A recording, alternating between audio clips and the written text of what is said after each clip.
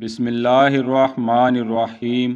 حضرت ابن عباس رضی اللہ عنہما فرماتے ہیں کہ مجھے سلمان فارسی رضی اللہ عنہ نے بتایا، میں اصفہان کی ایک بستی جسے حی کہا جاتا ہے کا دہقان زادہ تھا۔ میرا باپ مالدار مگر آتش پرست تھا۔ میرا باپ مجھ سے انتہائی محبت کرتا، جس کی وجہ سے وہ مجھے گھر سے باہر نہیں نکلنے دیتا تھا۔ ہم دن رات گھر میں آگ جلاتے اور اس کی پرستش کرتے۔ ایک روز ایسا اتفاق ہوا کہ میرا والد کسی ضروری کام کی وجہ سے کام پر نہ جا سکا اور وہاں مجھے جانے کا حکم دیا۔ میں گھر سے نکلا اور کام پر روانہ ہو گیا۔ راستے میں میرا گزر ایک گرجا گھر کے سامنے سے ہوا۔ مجھے گرجے میں سے راہبوں کی آوازیں آ رہی تھیں جو کہ انجیل پڑھ رہے تھے اور ان میں سے کچھ نمازیں پڑھنے میں مشغول تھے۔ مجھے ان کا یوں عبادت کرنا بہت اچھا لگا۔ میں ان کے پاس گیا اور پوچھا، یہ کیسا دین ہے؟ انہوں نے کہا، یہ حضرت عیسیٰ علیہ السلام کا دین ہے۔ الغرض مجھے عیسائیت سے رغبت ہونا شروع ہو گئی۔ ان کی تعلیم نے مجھ پر اثر کیا اور میں نے آتش پرستی کو خیر باد کہہ دیا۔ وہ دن میں نے صبح سے شام تک ان کے ساتھ گزارا اور شام کو ان سے کہا، میں اس دین سے متعلق مزید جاننا چاہتا ہوں، مگر یہاں میں یہ کام نہیں کر سکتا کیونکہ میرا باپ مجھ پر سخت نظر رکھتا ہے۔ پادریوں نے کہا، ہم تمہیں ایسے شخص کے پاس پہنچا دیں گے جس سے تم اپنی مراد حاصل کر لو گے۔ چنانچہ میں شام کو گھر واپس لوٹا تو میرا باپ سخت انتظار میں تھا۔ اس نے مجھ سے دیر سے گھر آنے کی وجہ پوچھی تو میں نے سب سچ سچ بتا دیا، جس سے میرے والد کو سخت پریشانی لاحق ہوئی کیونکہ بغاوت کی ابتدا ہو چکی تھی۔ اس نے پہلے تو مجھے سمجھایا، مگر جب میں نے ماننے سے انکار کر دیا تو انہوں نے میرے پاؤں میں رسی ڈال کر باندھ دیا۔ آپ فرماتے ہیں، میں نے خفیہ طور پر کسی شخص کو نصارہ کے پاس بھیجا کہ جب بھی کوئی قافلہ شام کی طرف جائے تو مجھے اطلاع کر دینا۔ اتفاقاً انہی دنوں شام کی طرف سے ایک قافلہ ادھر آیا ہوا تھا جو کہ واپس جانے کو تیار تھا۔ جیسے ہی مجھے اطلاع ملی، میں نے رسیاں کسی طریقے سے کھول لیں اور گھر سے بھاگ کر قافلے میں شامل ہو گیا۔ میں نے قافلے میں سے ایک معزز ترین آدمی تلاش کیا اور اسے کہا، مجھے کسی اسقف یعنی پادری کا پتہ بتاؤ جو کہ مجھے عیسائیت کی تعلیم دے۔ اس شخص نے مجھے ایک پادری کا پتہ بتایا تو میں اس کے پاس پہنچ گیا۔ پادری سے ملنے کے بعد میں نے تمام واقعہ شروع سے بیان کر دیا۔ اس نے مجھے بڑی محبت سے اپنی خدمت میں رکھ لیا۔ کچھ عرصہ میں ہی میں نے دیکھا کہ یہ پادری لوگوں کو خیرات کا بہت درس دیتا تھا، جس کی وجہ سے اس کے پاس خیرات کا مال بہت جمع ہوتا، مگر یہ تمام جمع شدہ مال غائب کر جاتا اور 1 روپیہ بھی لوگوں میں تقسیم نہ کرتا۔ مجھے اس کی یہ حرکت انتہائی ناگوار گزری۔ اتفاقاً انہی دنوں اس کی موت واقع ہو گئی۔ پادری کی موت کے بعد لوگوں نے جب اس کی میت کو اعزاز و اکرام سے نوازا تو یہ منظر مجھ سے دیکھا نہ گیا اور میں نے اس کے قبیح عمل کے بارے سب کو سچ سچ بتا دیا۔ یہی نہیں بلکہ ثبوت کے طور پر وہ خزانے کی جگہ بھی بتا دی جہاں خیرات کا مال چھپایا جاتا تھا۔ الغرض لوگوں نے اس کی میت کو ہی پھانسی گھاٹ پر چڑھا دیا۔ اس کے بعد ایک اور شخص اس کی مسند پر پادری بنا کر بٹھا دیا گیا۔ وہ عابد و زاہد تھا، چنانچہ اس کی عبادت گزاری میرے دل میں بیٹھ گئی۔ یوں میں نے اپنی خدمات اس کے لیے وقف کر دیں۔ کچھ عرصہ میں اس کی خدمت میں رہا تو وہ بھی بستر مرگ کو جا پہنچا۔ میں نے اس سے کہا، اب چونکہ تم مر رہے ہو اور میرے دین کی طلب ابھی بھی باقی ہے تو تم مجھے کسی کے سپرد کرتے ہو؟ بالآخر اس نے مجھے موصل کے ایک اور پادری کی طرف روانہ کیا۔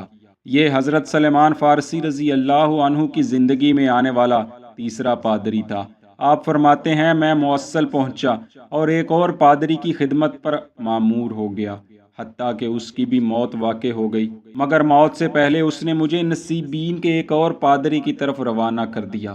میں وہاں پہنچا اور اس کو تمام واقعات بیان کیے۔ اس نے مجھے اپنی ملازمت پر رکھ لیا، مگر اس کے ساتھ بھی میں زیادہ عرصہ نہ چل سکا کیونکہ وہ بھی موت کے منہ میں جا گرا۔ اس نے بھی مجھے اموریہ کے ایک اسقف یعنی پادری کی طرف روانہ کیا۔ اس کی خدمت میں نے ایک مدت صرف کی۔ نزا کے وقت میں نے اس سے سوال کیا، میں عرصہ دراز سے دین الہی کی جستجو میں ہوں مگر میری تسکین نہیں ہو پا رہی۔ اب چونکہ آپ بھی قریب المرگ ہیں تو مجھے کسی کے سپرد کرتے ہیں؟ اس پادری نے حقیقت پسندی سے کام لیا اور جو کچھ اس نے پہلی آسمانی کتب سے پڑھا تھا مجھے بتا دیا۔ اس نے کہا، پیغمبر آخر الزماں حضرت محمد صلی اللہ علیہ وسلم کے ظہور کا زمانہ قریب ہے۔ میرے خیال میں ان سے بڑھ کر کوئی شخص تمہاری تسکین نہیں کر سکتا۔ وہی ملت ابراہیمی کے احیاء کی خاطر مبعوث ہوں گے۔ وہ عرب کے ملک میں پیدا ہوں گے اور اپنے وطن سے نخلستان کی طرف ہجرت کریں گے، جو دو پہاڑوں کے درمیان واقع ہے۔ ان کے سچے ہونے کی یہ علامات ہوں گی کہ وہ صدقہ نہیں کھائیں گے لیکن ہدیہ قبول فرما لیں گے، اور یہ کہ ان کے کندھوں کے درمیان مہر نبوت ہوگی۔ حضرت سلیمان فارسی رضی اللہ عنہ کہتے ہیں، میرے پاس کچھ گائیں اور بکریاں تھیں، وہ میں نے ایک قافلے والوں کو دیں اور کہا مجھے سرزمین عرب پہنچا دیں۔ انہوں نے وادی ام القریٰ میں پہنچ کر مجھ سے دھوکہ کیا اور مجھے عثمان اشہلی یہودی کے ہاتھ فروخت کر دیا۔ عثمان اشہلی نے مجھے کھجوروں کے باغ کی خدمت پر لگا دیا۔ کچھ عرصہ بعد عثمان کا چچا زاد بھائی مدینہ سے آیا اور اس نے مجھے اس کے ہاتھ فروخت کر دیا۔ میری خوش قسمتی کہ میں بکتا بکاتا مدینہ میں جا داخل ہوا۔ آپ فرماتے ہیں، خدا کی قسم میں جو ہی مدینہ داخل ہوا تو مجھے یوں محسوس ہوا جیسے اس جگہ کو میں پہلے سے جانتا ہوں۔ خیر اس نے مجھے کام پر لگا دیا۔ ایک دن ایسا ہوا کہ میں درخت پر چڑھا کام میں مصروف تھا کہ میرے مالک کا بھائی دوڑتا ہوا اس کے پاس آیا اور کہا، خدا اوس و خزرج کو ہلاک کرے، قباء میں ایک شخص کے گرد جمع ہیں جو مکہ سے آیا ہے اور پیغمبری کا دعویٰ کرتا ہے۔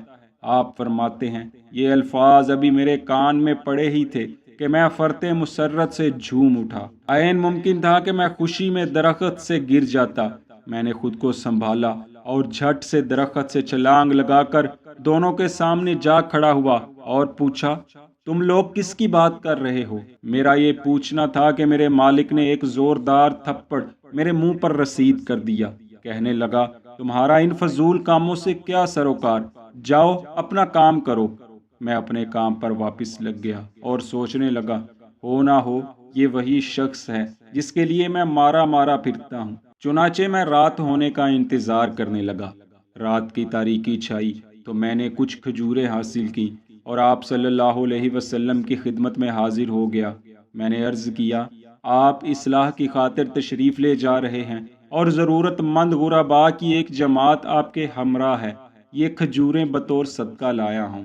رسول اللہ صلی اللہ علیہ وسلم نے وہ کھجوریں لی اور دوستوں کو فرمایا، کھاؤ، جبکہ خود ان میں سے ایک بھی تناول نہ فرمائی۔ میں نے سوچا، یہ پادری کی بتائی ہوئی پہلی شرط تو پوری ہو گئی کہ وہ صدقہ نہیں کھاتے۔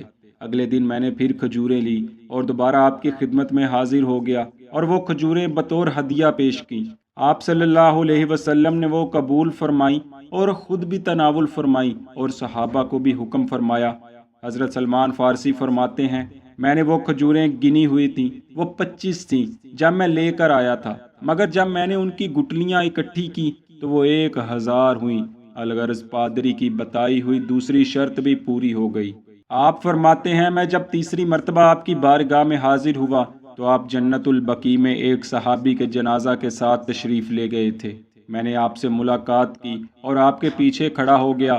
رسول اللہ صلی اللہ علیہ وسلم میرے دل کی بات جان گئے اور اپنی چادر مبارک ایک طرف ہٹا دی اور میں نے مہر نبوت کی زیارت کر لی۔ جب میری نگاہ مہر نبوت پر پڑی، میں نے بڑھ کر اسے بوسہ دیا اور رو پڑا اور اسی وقت کلمہ پڑھ کر مسلمان ہو گیا۔ پھر میں نے آپ صلی اللہ علیہ وسلم کو اپنے ساتھ پیش آنے والے تمام واقعات سنا دیے جو کہ صحابہ کرام نے بھی سنے۔ دوستو، یہ حضرت سلیمان فارسی رضی اللہ عنہ کے ایمان لانے کا ایمان افروز واقعہ تھا۔ دعا ہے اللہ پاک ان پر کروڑوں رحمتوں کا نزول فرمائے اور ہمیں دنیا و آخرت کی بھلائیاں عطا فرمائے، آمین۔